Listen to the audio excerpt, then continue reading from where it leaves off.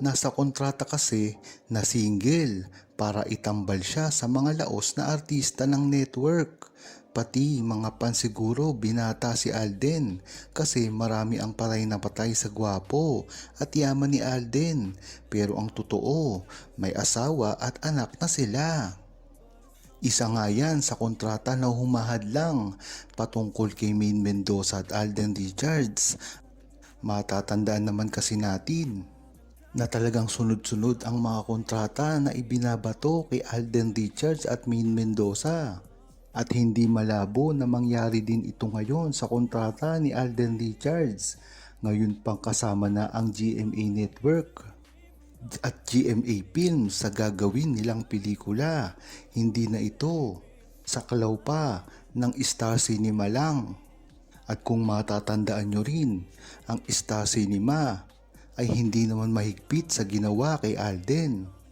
Dahil kitang-kita na sa mga YouTube ng Star Cinema ay talagang ipinupush pa nila si Maine Mendoza kay Alden Richards at ng mga kasama niya na tunay na may asawa na si Alden Richards. Hindi ito pinagbawalan ng network. Ngunit ngayon nakasama na ang GMA Network at GMA Films sa gagawin ni Alden Richards.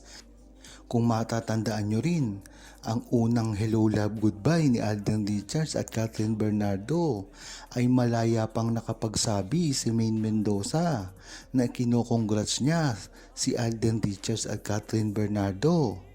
Ngunit wag na nating asahan ito ngayon. Kaya nga ganun na lang ang pagdududa ng buong Aldab Nation sa gagawing pelikulang ito. Dahil na rin kontrolado ng GMA ang lahat ng gagawin ngayon ni Alden Richards.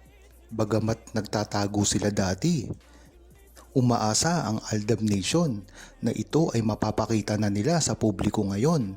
Lalong-lalo na usap-usapan din ang gagawin nila na proyekto. Si Alden Richards at Maine Mendoza lang talaga ang sinuportahan ko dati pa lamang.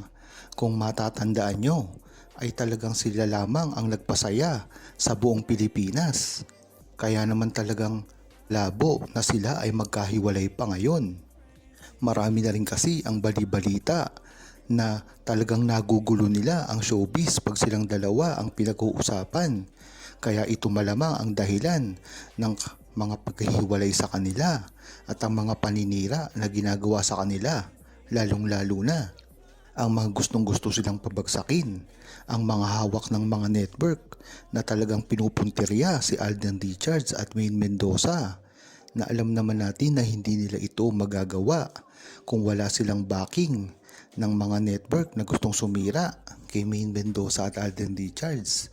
Ito ang mga artista at mga starlet na gustong palitan sa trono si Maine Mendoza at Alden Richards. Kung talagang matatandaan nyo, ay talagang si Alden Richards ang puntirya nito dahil talagang nagbibigay ng box office hit si Alden Richards. Kaya kung matatanggal man nila si Maine Mendoza sa picture, ay napakalaking tagumpay ang nagawa nila. Ang masama lang dito, si Maine Mendoza ay hindi na gumagawa ng aksyon ngayon at talagang ipinauubaya na lamang kay Alden Richards ang mga pangyayari. Maganda rin ang ginagawa nito ni Maine Mendoza nang sa gayon ay hindi siya mapuntirya ng mga bashers. Lalong-lalo na ngayon na napakarami ang mga fake news na pinalalabas kay Maine Mendoza at asahan natin na marami pa itong ilalabas. Kaya dapat ay pag-ingatan natin si Maine Mendoza at ang mga bali-balita na tutuligsa sa kanya. Si Maine Mendoza nga kahit napakaganda niyang magsalita ay kung talagang pupuntriyahin siya ng mga bashers at mga naninira sa kanya ay magagawa nila ito.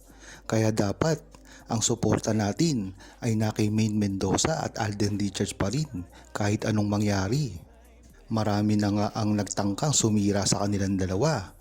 Ngunit tayong mga Aldab Nation pa rin ang iisang nagtatanggol sa kanila. Ganyan-ganyan talaga ang mga Aldab Nation dahil ito ang fandom na hindi lamang basta-basta sumusuporta sa kanilang mga iniidolo. Kung hindi, isa na itong pamilya na nabuo noong 2015 pa na hanggang ngayon ay talagang napakalakas pa rin. Kung ang tatanungin ay ang pagsuporta kay Maine Mendoza at Alden Richards. Dapat talagang pagtanggol ni Alden Richards si Maine Mendoza sa mga bashers. Gaya nga ng pagka-gentleman niya sa lahat ng kanyang mga ka-leading lady. Kung matatandaan nyo, ay maraming ginawa si Alden Richards ngayon na hindi niya ginagawa ngayon sa kanyang mga nakakasama. Kaya talagang alam mo kung ang mga ginagawa ni Alden Richards ay isa lamang talaga na talagang ugali niya. At iba talaga kung ang mahal niya ay isang tao. Napakagandang ginawa ni Alden Richards pagdating kay Maine Mendoza noon kahit saan pa siya magpunta. Pinaka nga nakakatuwa dito ay ang Morocco. Dahil dito mo talaga makikita na nag-enjoy si Maine Mendoza.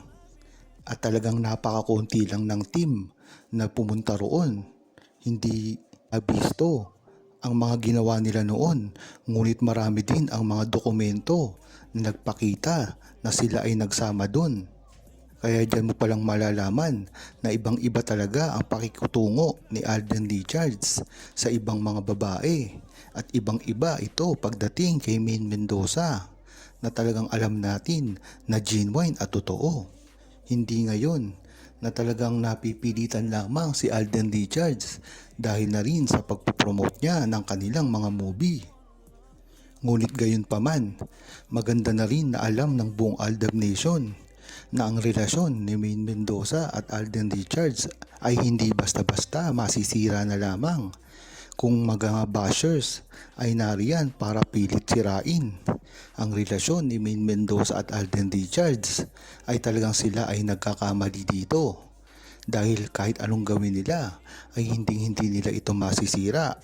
Ang buong Aldab Nation ay nakaredy para ipagtanggol si Maine Mendoza at Alden Richards at kahit kailanman hindi nila ito matatalo. Napakarami ng buong Aldab Nation. Isang mga quality nito ay ang pagtatanggol sa kanila sa social media. At hindi lang yun, napakarami rin ng mga seniors at OFW na sumusuporta kay Maine Mendoza at Alden Richards. At yan mo talaga malalaman kung gaano ka talaga katatag ang buong Aldab Nation pagdating sa relasyon ni Maine Mendoza at Alden Richards. Huwag kalimutang mag-subscribe, comment at i-like ang video na ito. Thanks for watching!